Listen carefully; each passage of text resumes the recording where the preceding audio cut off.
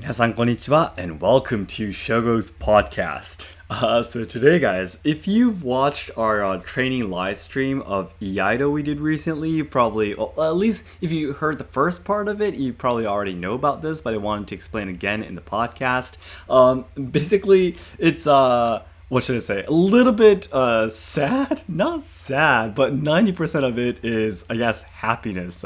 Very surprising happiness, I guess I would say. But anyway, so make a long story short, I think you guys remember when I was talking about my second Iaido Kenjutsu Tameshigi Ryuha called Yushin Ryu, which is a dojo called Yushinkan, where we did a wearing armor and cutting mats with real katana experience in the Kyoto Hidden Gems series in our main channel. Kazu and I both trained together in that dojo, right?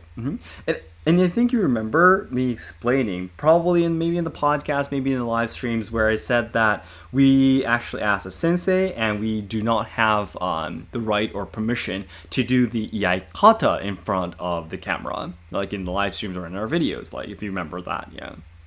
And because he said so, please do not film the Iai. I mean, the Kenjutsu Tameshigiri you're allowed to film, but not the Iai kata, though, I'm sorry, he said. So I was like, okay, that's completely understandable. There's probably some kind of reason why he doesn't want to show his Iai kata to the world. You know, there must be some kind of reason, you know, so on and so forth. And that's why I believe I told you, right? Yeah.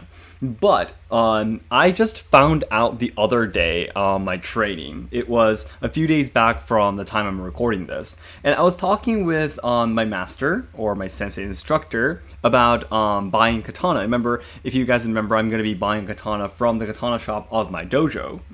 And we're planning a video together. Yeah, so we're going to be making a video of me going and selecting from the selection of katanas that he had prepared for me and so on and so forth. I was talking about that with him. And especially the thing is that I'm going to be buying two real katanas soon. One is going to be from Tozando and the other is going to be from the Yushinkan dojo. Yes, I'm going to be buying two real katana.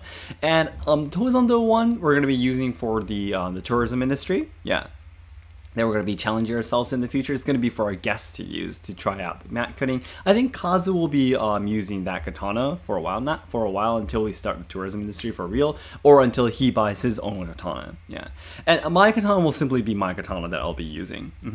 But anyways, I was talking about that to him, and I was just and I was telling him about the tourism industry. I'm thinking of something like this, and he says that sounds really cool. And you know, he's just a really open-minded, easygoing person. So he just says that simply sounds great. And then I was kind of asking him again to kind of reconfirm that we're not allowed to do like the kata in our videos, right? Like Kenjutsu and Tameshigiri, the mat cutting, we are told that we are allowed to, but the Iaido kata we're not allowed to film, right? I wanted to confirm with him. And he said, yeah, I don't want you to film during the training.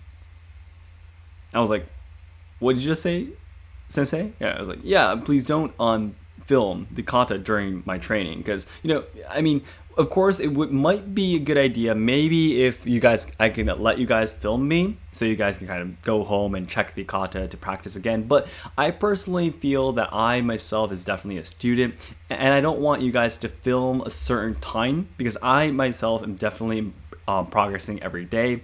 And he told me that he doesn't want to film. He doesn't want me to film him during a training. So I was like, wait. Are we talking about just only during the training and filming you? And he was like, yeah, if you want to film yourself and post videos on YouTube or whatever, that's completely fine. And I was like, what? Oh my gosh, I just misunderstood the phrase for the whole time. When he said, please don't film, I thought he meant that I shouldn't film like in the YouTube business that I have, if that makes sense.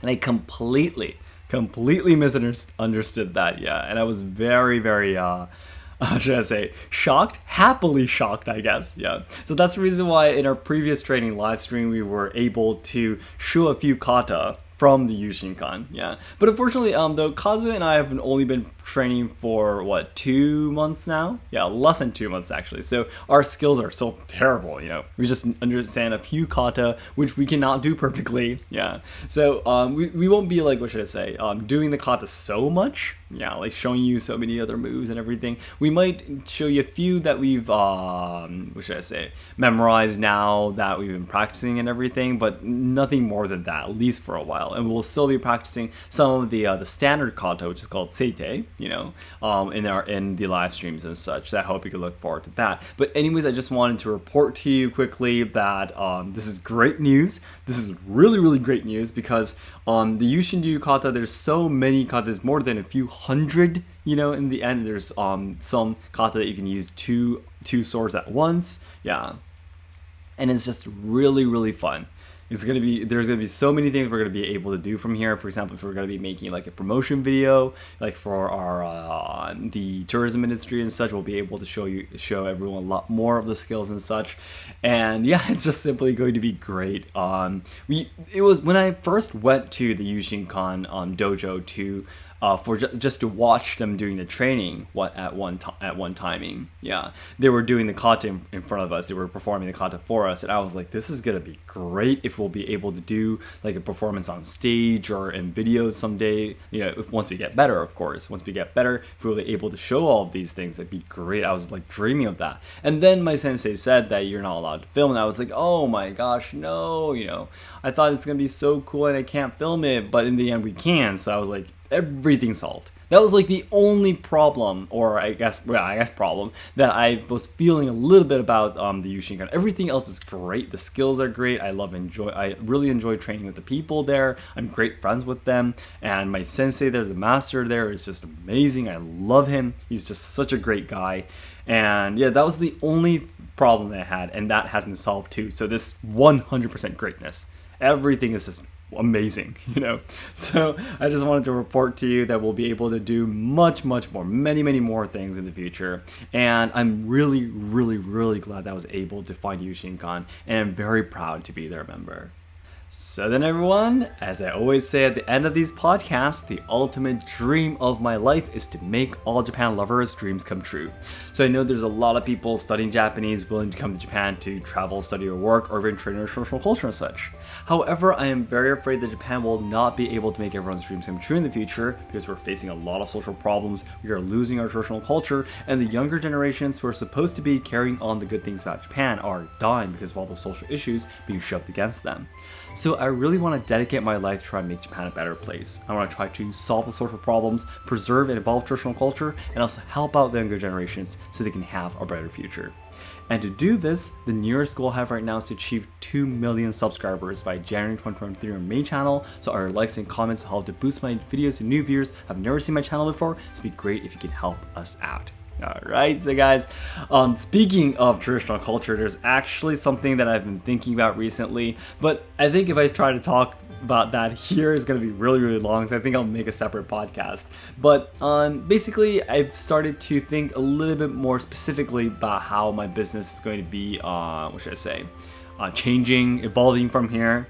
So I guess I'll talk to you again about that soon. Yeah, I hope you can look forward to it. Anyways, for today, thank you so much for listening. I'll talk to you again soon. Bye bye.